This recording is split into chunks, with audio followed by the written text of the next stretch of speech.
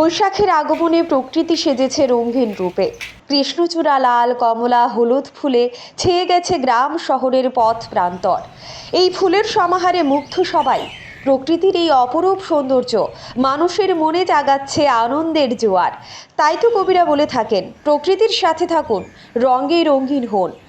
সাবরুম শহরের রাজন্য আমলের গাছগুলো, বিশেষ করে কৃষ্ণচূড়া, রাধাচূড়া, বিভিন্ন রঙের গাছের ফুলগুলো মানুষের মনকে আকৃষ্ট যেমন করছে, ঠিক তেমনি আনন্দও দিয়ে যাচ্ছে। বৈশাখ মাসে প্রকৃতির এই রূপ মানুষের মনকে প্রকৃতিপ্রেমী করে তোলে। বিশেষ করে সাবরুমের রাজার আমলের গাছগুলো শহরের সৌন্দর্য বৃদ্ধি করে চলেছে। এখনও অনেকে প্রকৃতির এই অপূর্ব রূপ অবগাহন করতে সকাল বিকেল গাছের তলায় গিয়ে বসে এবং প্রশান্তি খুঁজে পায়। এ যেন এক পরম তৃপ্তি। ফলে সাবরুম শহরের অধিকাংশ জনগণ গাছ কাটার বিপক্ষে, বিশেষ করে লেখক, সাহিত্যিক, বুদ্ধিজীবীরা।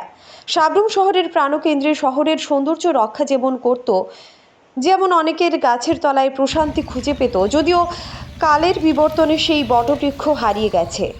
সাবরুম শহরের প্রাণকেন্দ্রে এখন দরকার গাছ লাগানো। Bureau report, digital Tripura. আমি আমাদের পিএমসি সাবরুম গার্লস স্কুলে আমি সহকারী প্রধান শিক্ষক। আমি দেখেছি যে আমার স্কুলের সামনে একটা বৈশাখীর আগমনে একটা প্রকৃতির রূপ দেখা দিয়েছে, এবং যখন থেকে আমি দেখছি যে এই সময়ে, বিশেষ করে এই সময়ে আমরা দেখছি যে আমার স্কুলের সামনে যে গাছগুলো আছে, বিশেষ করে এই প্রকৃতির সৌন্দর্য, কৃষ্ণচূড়া, তারপরে লালচূড়া যেগুলি আছে সেগুলি ফুলে মানে সৌন্দর্যে ফুটে উঠেছে। এবং আমরা দেখেছি যে আমি সাবরুমের বিভিন্ন গ্রাম প্রান্তেও আমি গিয়েছি, সেখানেও দেখেছি গাছপালা অনেক আছে, কিন্তু এরকম একটা প্রকৃতির আলোকে এত একটা পরিবেশ, একটা অ্যাটমসফিয়ার, ন্যাচারাল অ্যাটমসফিয়ার, সেটা আমরা কিন্তু সচরাচর দেখতে পাই না। কিন্তু এই আজকের এই বিশেষ সময়গুলিতে, এই সিজনে আমরা দেখছি মানে প্রকৃতি তার যে লেটেস্ট তার যে রূপ, তার যে সৌন্দর্য, সেটা দেখছি আমরা এই শহরেই, বিশেষ করে এই জায়গায় ফুটে উঠেছে। এবং অনেক পর্যটকদেরকে আমি দেখেছি বিভিন্ন প্রান্ত থেকে, আগরতলা থেকে আমার যারা বন্ধুরা আছে বা আমার সহপাঠীরা যারা আছে তারাও এসছে, এবং তারাও সবসময় দেখলাম এই জায়গাটাকেই তারা ভিজিট করে। সাবরুম শহর রাজ আমল থেকে ফেনী নদীর তীরে, ফেনী নদীর দক্ষিণা বাতাসে এখানে উজ্জীবিত।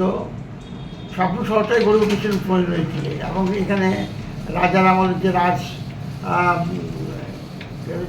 কীর্তি, তার প্রধান দিকটা ছিল দীর্ঘদিন ধরে এখানে পরিচালিত মহকুমা শাসক অফিস, এবং তার নিজে রাজস্ব অফিস, তহসিল অফিস, এবং কালীবাড়ি পুকুর, কালীবাড়ি, এগুলি নিয়েই একটা সৌন্দর্য ছিল এবং প্রাণ ছিল, এবং সাবরুমবাসীর একটা আকাঙ্ক্ষার জায়গা ছিল। তো এই যেটা অফিস বা মহকুমা অফিস ছিল, সেখানে আমরা দেখতে পাই কৃষ্ণচূড়া গাছ, সেখানে দেখতে পাই রাধাবল্লভ, নাগেশ্বর ফুল, বিভিন্ন বৃক্ষ, রাস্তার ধারে ধারে রাজামল থেকে সে বৃক্ষগুলি ছিল, এবং তার নিচে মানুষ বিশ্রাম নিত। তখন তো এত ঘর বাড়ি ছিল না, বা বিদ্যুতের এত ব্যবহার ছিল না, মানুষের প্রকৃতির বলেই শান্তি খুঁজত। এই ফুলগুলি তো আমরা তো দেখি এখানকার উপজাতির জীবনে ফুলের একটা বিশেষ ভূমিকা আছে। মেয়েরা এই ফুলগুলিকে তাদের সৌন্দর্যায়নে, একটা অলঙ্করণের দিক থেকে ব্যবহার করত, আর বাঙালি অংশের মানুষ এই ফুলগুলিকে পূজার উপকরণ হিসেবে ব্যবহার করত। উভয়ই একটা আনন্দের জগতে এই ফুলগুলিকে চিহ্নিত করত। রাজ আমল থেকে এইসব গাছ, শতাব্দী প্রাচীন গাছ, অনেক কিছু হারিয়ে গেছে, কিন্তু যেগুলি আছে সেগুলি আমাদের একটা বিরাট সম্পদ, বিরাট আনন্দের জায়গা।